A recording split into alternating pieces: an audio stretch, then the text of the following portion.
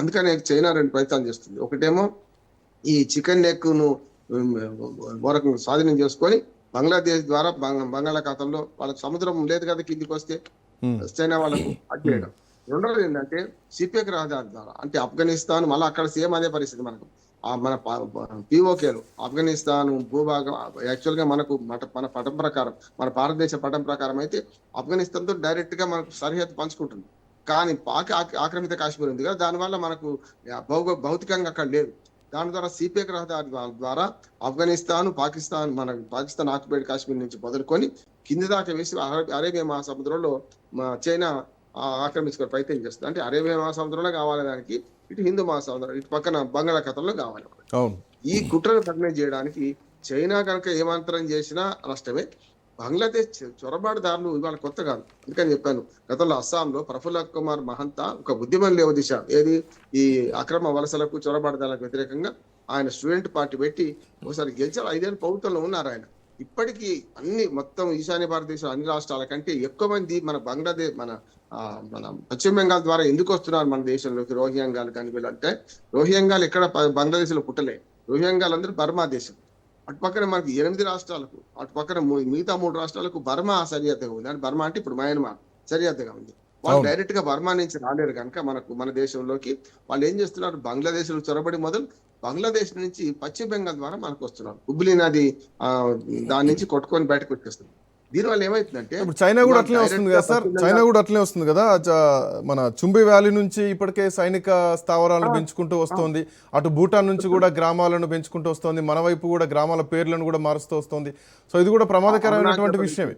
So ఇప్పుడు మనం fencing వేస్తున్నటువంటి క్రమంలో వాటన్నిటిని అరికొట్టొచ్చా? కాదు, అది చాలా పెద్దది. అరుణాచల్ ప్రదేశ్ పైకి ఉంటుంది, తూర్పున ఉంటుంది పూర్తిగా పైన. అట్లానే భూటాన్ ఒకటి పక్కన ఉంది. కానీ భూటాన్ కు మనకు అస్సాం రాష్ట్రానికి మధ్య పశ్చిమ బెంగాల్లో ఉన్న సిలిగురి ప్రాంతం ఉందో దాన్ని డైరెక్ట్ గా చైనా బార్డర్ ఉంది, దానికి డైరెక్ట్ గా. చైనా టిబెట్ అన్నట్టు. సో భూటాన్ టు పశ్చిమ బెంగాల్ వైపు వస్తుంది. భూటాను లేకపోతే టిబెట్ నుంచి, అంటే టిబెట్ అంటలేమని దాన్ని చైనా భాగంగా పరిగణిస్తున్నాం కనుక చైనానే కదా. దాని నుంచి ఇప్పుడు డైరెక్ట్ గా 22 కిలోమీటర్ల తేడాలో బంగ్లాదేశ్ ప్రవేశించవచ్చు వాళ్ళు. చైనా నుంచి మనకు ఆక్రమణలు లేవు. చైనా నుంచి కేవలం థ్రెట్స్ ఉన్నాయి. చైనా నుంచి ప్రజలు ఎవరు రారు, టిబెట్ నుంచి మన ప్రజలు ఎవరు రారు. కానీ బంగ్లాదేశ్ వాళ్ళు ఏం చేస్తున్నారంటే అటుపక్క మనకు ఈశాన్య భారతదేశంలో ఓరు, తూర్పుకు అంటే మనకు తూర్పుకు ఓరు, పశ్చిమానికి వస్తున్నారు. దానిలో ఏంటంటే పశ్చిమ బెంగాల్ నుంచి వస్తారు. దానివల్ల ఏమవుతుంది, తూర్పుకు పోతే మళ్ళీ సిలిగురి కారిడార్ దాటాల్సిందే కదా, చికెన్ నెక్ దాటాల్సిందే కదా. కనుక వాళ్ళు డైరెక్ట్ గా వచ్చే ఒక రాజమార్గం ఉండగా అటెందుకు పోతారు వాళ్ళు. కనుక దీది చేసిన పని ఏంటంటే గతంలో కమ్యూనిస్టులు కానీ దీది కానీ ముస్లిం అంటే మనకు ఇస్లామిక్ తీవ్రవాదులను మొదలుకొని అనేక మంది ముస్లింలు లోపలికి వస్తే వాళ్ళకి ఆధార్ కార్డు ఇచ్చింది, రేషన్ కార్డు ఇచ్చింది, వాళ్ళు ఓటర్లకు మార్చుకొని ఓటు బ్యాంక్ రాజకీయాలు చేసి ఈజీ వే అయిపోయింది. అసలు ఒక డోర్ లేకుండా బంగ్లాదేశ్ నుంచి పశ్చిమ బెంగాల్ కు రావచ్చు పోవచ్చు. అదేదో గోరెటి వెంకన్న పాట ఉంటుంది, రావచ్చు పోవచ్చు రొయ్యలు అమ్ముకోవచ్చు అన్నట్టు అదే పద్ధతి మూపైంది బంగ్లాదేశ్ పశ్చిమ బెంగాల్. ఖచ్చితంగా పశ్చిమ బెంగాల్లో చాలా మంది బంగ్లాదేశ్. దానికి కారణం చెప్తాను. ఇప్పుడు పాకిస్తాన్ నుంచి వస్తే కొంచెం ముక్కులు వేరు, కానీ పాకిస్తాన్ వాళ్ళు ప్రజలు కూడా మనలాగానే ఉంటారు. నేపాల్ నుంచి వస్తే మనకు గుర్తుపడుతుంది ముక్కులు. కానీ ఇక్కడ ఏమైందంటే భాష ఒకటే, ప్రాంతం ఒకటే, బెంగాలీ కదా అంతగా భాష ఒకటే అదే మాట్లాడతారు. బెంగాలీలు అందరూ ఒకే తీరు ఉంటారు, ముస్లిం అయినా హిందూ అయినా ఒకే తీరు ఉంటారు. దాంతో ఏమైందంటే ఈ 2 కలపడంతో ఇప్పుడు నేపాల్ నుంచి మన ఇండియాకి వస్తే ఈజీ గుర్తుపట్టవచ్చు. పక్కనే మన పైన ఉంది, ఉత్తరాలు ఉంది. కానీ నేపాలీలు వేరుగా ఉంటారు, చైనీయులు వేరుగా ఉంటారు. ముక్కులు బట్టి మన చైనీయులు గుర్తుపట్టవచ్చు. కానీ బంగ్లాదేశ్ నుంచి వచ్చిన ఎవరైతే చొరబాడుతారో వాళ్ళు గుర్తుపట్టలేము. వాళ్ళు ఏం చేస్తున్నారు, ఆ మధ్యన మన ముంబైలో ఒక హాలీవుడ్ స్టార్ మీద హత్య ప్రయత్నం జరిగితే ఎక్కడని తెలియదు, వాడికి బంగ్లాదేశ్ మూలాలని తెలియదు కదా. రోహింగ్యా బంగ్లాదేశ్ మూలేమని తెలియదు కదా. అంతేందుకు హైదరాబాద్ లో కూడా రోహింగ్యాలు బంగ్లాదేశ్ వాళ్ళు ఉన్నారు కదా.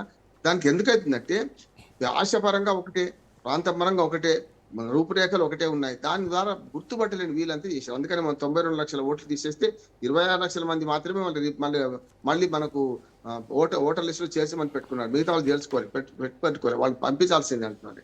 ఇక్కడికి వస్తాను. దీనిలో ఏంటంటే దీది ఏం చేసిందంటే అసలు భూమి ఎవరి ఆధీనంలో ఉంటుంది భారత రాజ్యాంగం ప్రకారం శ్రీకాంత్ 3 ఉంటాయి.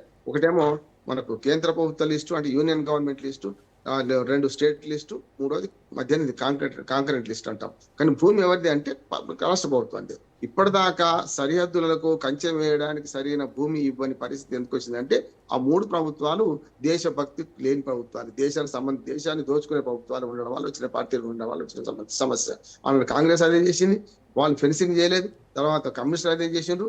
ఓటు బ్యాంక్ రాజకీయాలు అక్కడి నుంచి వస్తే నష్టమైంది, మనకు జనాభా పెరుగుతుంది కదా. దాంతోపాటు ఇప్పుడు తృణమూల్ కాంగ్రెస్ అదే చేసింది. ఇప్పుడు ఏమైందంటే కొన్ని ప్రాంతాలలో ఇప్పుడు భూమి అడిగితే వీళ్ళు ఇవ్వలేదు. దీనికి ఒక్కదానికి కదా శ్రీకాంత్. అంతకుముందు సింగూరు మనకు కార్ల ఫ్యాక్టరీ, నానో కార్ల ఫ్యాక్టరీ పెడతాను టాటా వాళ్ళు అడిగితే సూది మోపేంత భూమి ఇవ్వని వెళ్ళగొట్టింది కదా. పశ్చిమ బెంగాల్ ఒకనాడు అభివృద్ధి చెందినది ఆ రాష్ట్రం, ఇవాళ కునారెన్ రాష్ట్రం, పూర్తిగా దుర్మార్గం కునారెన్ రాష్ట్రం కావడానికి కారణం ఏంటంటే పరిశ్రమలు వెళ్ళగొట్టిండ్రు. సార్ వాస్తవానికి మీరు అన్నట్టు పశ్చిమ బెంగాల్ పెద్ద రాష్ట్రమే. పశ్చిమ బెంగాల్లో అప్రతిహితంగా రాష్ట్రాలని పాలించినటువంటి ముఖ్యమంత్రులు ఉన్నారు. బట్ మీరు అన్నట్టు అక్కడ మాఫియాలు ఉన్నాయి. మీరు అన్నట్టు అక్కడ మనం చూసినట్టు అక్కడ రౌడీయిజం రాజ్యం వెళ్ళింది. ఇక్కడ మతతత్వ శక్తులు కూడా రాజ్యం వెళ్ళినాయి. బంగ్లాదేశ్లో ఒక మతపరమైనటువంటి వ్యక్తి డాక్టర్ అనాయతుల్లా అబ్బాసీ అనేటువంటి మత ప్రవక్త, ఒక ఇస్లామిక్ భావజాలం ఉన్నటువంటి వ్యక్తి, ఒక ఉగ్రవాద భావజాలం ఉన్నటువంటి వ్యక్తి, అక్కడ చాలా ప్రజాదరణ పొందినటువంటి వ్యక్తి. ఏమాత్రం ఒక కామెంట్ చేసినా హిందువుల పైన ఇది ఆటోమేటిక్గా పశ్చిమ బెంగాల్లో పడేది. సో ఇక్కడ మీరు అన్నట్టు ఇందాక 2 బెంగాలీ భాషలే, ఆ భాష ఈ భాష మనుషులంతా ఒకే తీరు ఉన్నటువంటి నేపథ్యంలో ఈ ప్రభావం మొత్తం కూడా ఆ వీడియోలన్నీ కూడా ఇమీడియట్గా పశ్చిమ బెంగాల్లో ప్రభావం పడేది. అక్కడ హిందువుల మీద దాడులు జరిగేది. ఆ దాడుల ప్రభావం మనం పశ్చిమ బెంగాల్లో కూడా చూసాం. బట్ ఇప్పుడు దుర్గా పూజల మీద దాడులు జరిగాయి. ఎగ్జాక్ట్లీ, అవును. దుర్గా పూజ రామనవమి పైన కూడా దాడులు జరిగాయి. అవును. అందుకని ఇక్కడ ఏంటంటే ఇంకో నేరస్తుడు ఉండేవాడు, నాకు పేరు జ్ఞాపకం వస్తుంది. మీ హుబ్లీ నది దీవిలో వాడు అందరినీ రేపు చేస్తూ ఆ ఊళ్ళంతా నాశనం చేస్తుంటే కూడా కేంద్ర ప్రభుత్వం ఏం చేసిందని కేంద్ర ప్రభుత్వం ప్రశ్నించారు. ఇప్పుడు దీది ఇవ్వలేదు భూమి, బలవంతంగా గుంజుకోవచ్చు అంటుంది. దేశ రక్షణ కంటే మించిది కాదు కదా, దేశ రక్షణ కోసం తీసుకోవడం తప్పు కాదు కదా. అందుకనే ప్రభుత్వం కూడా, బీజేపీ కూడా ఇప్పటిదాకా ఉదాసీన వైఖరి ఎందుకు ఏం చేసింది అంటే వాళ్ళు చేసే అక్రమం చేయనియండి, ఇంకా పునాదులు పోనీనే కదా. ఇప్పుడైనా సరే ప్రభుత్వం డబుల్ ఇంజన్ సర్కార్ వచ్చింది కదా, ఇప్పుడు చేయాల్సిన పని ఏంటంటే సరిహద్దుల్లో కేవలం ఇప్పుడు 4100 కిలోమీటర్ల సరిహద్దు ఉంటే 3000 కిలోమీటర్లకు మాత్రమే మామూలు ఫెన్సింగ్ ఉన్నది. దాన్ని పట్టించాలి. ఇక 900 కిలోమీటర్లకు ఎలాంటి ఫెన్సింగ్ లేదు. దీనిలో ఒక 2-3 ఉన్నాయి. మనకు గంగా నది అందులో ప్రవేశిస్తుంది, అది పద్మా నది అయితే అక్కడ పోయిన తర్వాత ఒక 5 ఉపనదులు కూడా మన భారతదేశం నుంచి బంగ్లాదేశ్ ప్రవేశిస్తాయి. అదొకటి కాకుండా బ్రహ్మపుత్ర అనేది పైనుంచి వస్తాయి, అరుణాచల్ ప్రదేశ్ దాటి అస్సాంలోకి వచ్చి అస్సాం నుంచి బంగ్లాదేశ్కి వస్తాయి. ఈ నదుల్లో ఫెన్సింగ్ చేయలేమని చేతులు ఎత్తేసింది ప్రభుత్వం. ఏమంటారంటే నదుల్లో ఫెన్సింగ్ చేయాల్సిన అవసరం లేదు, నది మీద బ్రిడ్జిలు కట్టేస్తే అయిపోతుంది కదా. ఇప్పుడు ఉదాహరణకు బ్రహ్మపుత్ర మీద అద్భుతమైన బ్రిడ్జి కట్టారు, మనకు నెట్ దొరుకుతుంది మీకు. దానిలో చూస్తే దాన్ని మొసళ్ళు విడుస్తామని అంటున్నారు ప్రభుత్వం. మొసళ్ళు విడడం కాదు, ఆ బ్రిడ్జి మీదనే ఇంకొక బ్రిడ్జి కట్టి పక్కనే దాని మీద సైనికులు ఉండాలి. ఎవడైనా ఎదురు వస్తే కాల్చి పడేయాలి కదా, చేద్దాం. ఇప్పుడు పాకిస్తాన్ కు ఇండియాకి మధ్యన ఎంత బార్డర్ సెక్యూరిటీ ఉందో మనకు ఇక్కడ సెక్యూరిటీ సరిగ్గా లేదంటున్నాను. సెక్యూరిటీ ఉన్న ఆ పరిస్థితులు తట్టుకోవడం కష్టం, ఎందుకంటే నదులు ఉన్నాయి కదా. ఇప్పుడు హిమాలయాల్లో మనం పహారా కాస్తున్నాం, కానీ ఇక్కడ ఎందుకు కాలేకపోతున్నాం? ఇక్కడ ప్రభుత్వమే ఇంటి దొంగ ప్రాణహాని అన్నట్టు ప్రభుత్వాలే వాళ్ళకి మద్దతు ఇచ్చినాయి కనుక వాళ్ళు రాగలిగిన అంటున్నాడు. లేకపోతే రాకపోయేది. ఇప్పుడు అంటే బీజేపీ మీద చాలా గురుతరమైన బాధ్యత ఏముందంటే, నెంబర్ 1 సరిహద్దుల నుంచి చొరబాటుదలను రానివ్వకపోనంటే ఫెన్సింగ్ పూర్తిగా పాకిస్తాన్ ఇండియా మధ్య ఎట్లా చేసిందో ఫెన్సింగ్ చేయాల్సిందే అంటున్నాను నేను. పాకిస్తాన్ ఇండియా మధ్య గుజరాత్ నుంచి జమ్మూ కాశ్మీర్ దాకా నేను బార్డర్ లో చాలా తిరిగాను. వాగా బార్డర్ కానీ 4-5 వాటిలలో మనకు రిట్రీట్స్ జరుగుతుంటాయి కదా, అప్పుడు పోయినవాడిని. కానీ బంగ్లాదేశ్ దిక్కు పోలేదు, కానీ బంగ్లాదేశ్ దిక్కు కూడా ఉన్నాయి మనకు బార్డర్లలో అవి ఉన్నాయి. కానీ ఇప్పటికి కూడా మొన్నటి దాకా బంగ్లాదేశ్ ఎందుకు నమ్మినాం అంటే, ఇప్పుడు ఎందుకు నమ్మొద్దు, మొన్న దాకా ఎందుకు నమ్మినాం అంటే అది అపకారికి ఉపకారం చేయదు కదా అనుకున్నాం. అపకారం చేయదు కదా అనుకున్నాం. మనం ఏం చేసినాం, అపకారికి ఉపకారం నెపమన్నకు చేయువాడ నేర్పర సుమతి అని మనం పాకిస్తాన్ నుంచి స్వతంత్రం పొందటానికి మనమే సాయం చేసి ఇందిరాగాంధీ గారు సాయం చేసినాం కదా.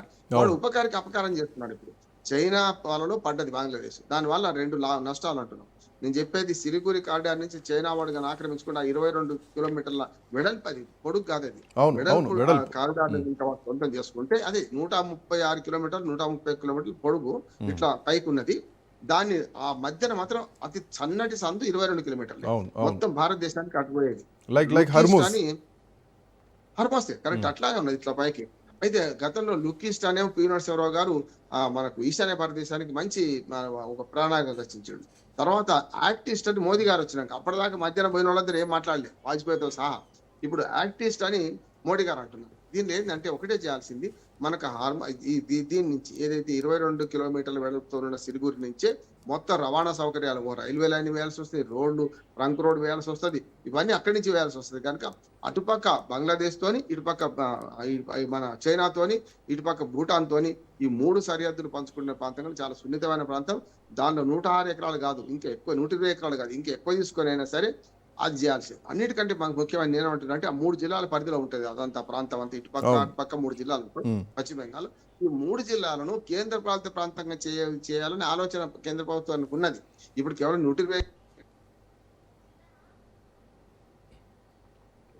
తీసుకున్నారు కానీ ఖచ్చితంగా ఆ ప్రాంతాన్ని మొత్తం కేంద్ర పాలిత ప్రాంతంగా చేస్తే మంచిదని నా సో